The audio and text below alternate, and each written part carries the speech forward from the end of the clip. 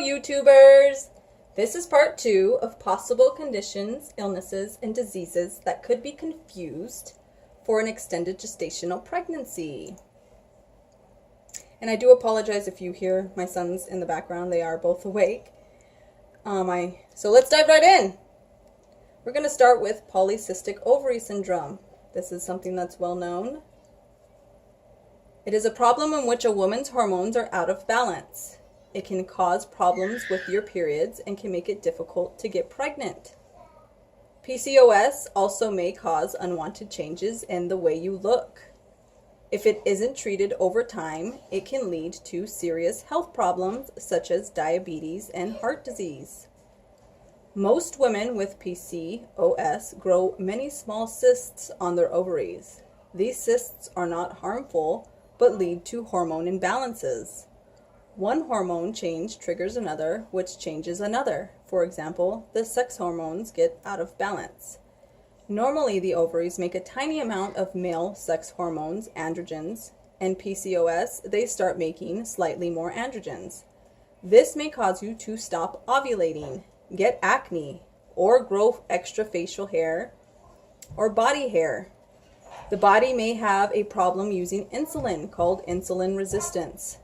When the body doesn't use insulin well, blood sugar levels go up. Over time, this increases your chances of getting diabetes. Symptoms tend to be mild at first. You may also have only a few symptoms or all of them. The most common symptoms are acne, weight gain, and trouble losing weight, extra hair on the face and body. Often women get thicker or darker facial hair or more hair on the chest, belly, or back. And then their scalp starts to thin. Irregular periods. Often women with PCOS have fewer than 9 periods a year, or they have several periods a month or no period at all. Some women have no periods. Others have very heavy bleeding, fertility problems. Many women who have PCOS have trouble getting pregnant, infertility, and then depression. The next, we will also be covering endometrial polyps, which are lesions commonly found in infertility patients. Polyps are an overgrowth of tissue that lines the uterine cavity or cervix. As you can see in this ultrasound here, you can see that they are able to image the polyps that are in the uterine cavity. Depending on their size or location, polyps are either removed in the physician's office or in an operating room. A diagnosis can be made by hysteroscopy, the insertion of a scope that allows visualization of the uterine cavity from the inside. It is often possible to remove polyps during this procedure. Signs and symptoms include irregular menstrual bleeding, for example, having frequent unpredictable periods of variable length and heaviness. Bleeding between menstrual periods, excessively heavy menstrual periods, vaginal bleeding after menopause, infertility. Causes: hormonal imbalances and hormonal factors appear to play a large role. Uterine polyps are estrogen sensitive, meaning they grow in response to circulating estrogen. So it comes back to a hormone imbalance.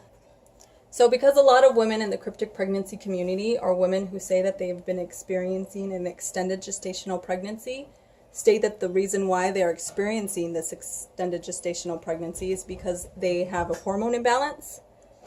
So I just wanted to highlight that here. The next condition we will be covering is painful bladder syndrome or interstitial cystitis. This is something that has recently come to light. 2 of my friends were just recently diagnosed with this. Your bladder holds pee after your kidneys have filtered it. But before you pee it out, this condition causes pain and pressure below your belly button. Symptoms can come and go, or they may be constant. Interstitial cystitis causes urgent, often painful bathroom trips. You may have to pee as many times as 40 to 60 times a day in severe cases. It can even keep you up at night. Bladder pressure and pain that gets worse as your bladder fills up. Pain in your lower tummy, lower back, pelvis, or urethra, the tube that carries pee from your bladder out of your body. Pain in the vulva, vagina, or area behind the vagina. The need to pee often, more than the normal 7 to 8 times a day. And the feeling you need to pee right now, even right after you just went. And often painful sex. And then last but not least, we will be covering IBS, or Irritable Bowel Syndrome. Affects mostly women, and that is important to note in this video. It affects the large intestine and colon. Irritable bowel syndrome commonly causes cramping, abdominal pain, bloating, gas, diarrhea, constipation, and abdominal cramps. Causes are unknown, but it is good to note that a diet change is highly recommended. IBS treatments include diet, like I just said, and lifestyle changes and possible medications. So that is all for this video. Next video, I will be explaining how movement can be felt without being pregnant. I hope to see you then. Thank you guys for watching. Bye.